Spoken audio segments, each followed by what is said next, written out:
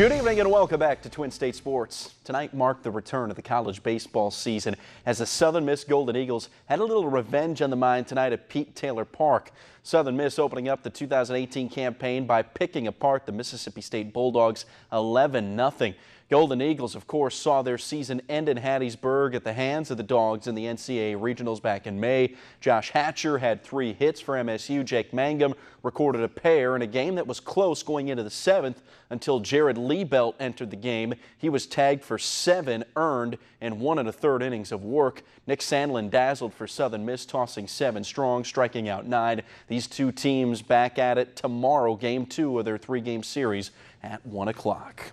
Mississippi State Lady Bulldogs have hit another soft spot in their schedule, but there was no let-up last night on the road in Nashville. Tiara McCowan and Victoria Vivians combined for 38 points as the Dogs beat the brakes off the doors 95-50. The win clinched at least a share of the SEC title for the first time in program history. The Bulldogs also secured the top seed in the conference tournament. The Dogs are 13-0 in the SEC, 27-0 overall. They can win the regular season title outright by taking one of its final 3 regular season games. The next one, it'll be a tough one. 17th ranked Texas A&M on Sunday evening.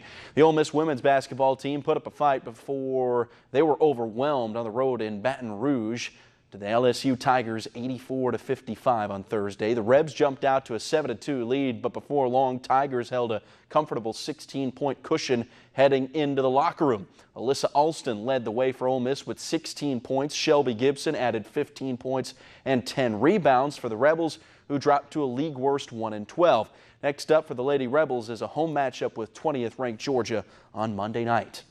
NBA All-Star Weekend tipping off tonight in Los Angeles with the Rising Stars Challenge, and will continue through the weekend. That Rising Stars Challenge probably wrapping up about now. Saturday will be an exciting night with the skills and three-point and slam dunk contests all hitting the court. The action on Saturday begins right around 7 o'clock Central Time, while All-Star Weekend coming to a conclusion on Sunday with the All-Star game itself.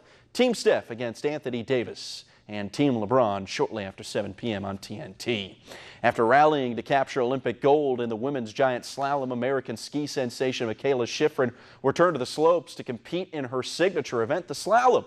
While the short turnaround, nothing new for Shiffrin. The defending Olympic champion got physically sick before her first run down the slope, ended up missing the podium by 8/100ths of a second. The young skier had to settle for 4th. For the first time since 2000, the Daytona 500 will not feature Dale Earnhardt Jr. behind the wheel of a race car. Jr. retired from driving after last season, but will be making the transition to the broadcast booth this summer for NBC Sports. Junebug recently spoke about how he feels watching the other drivers prepare for the new NASCAR season as he sits on the sidelines for the first time in years.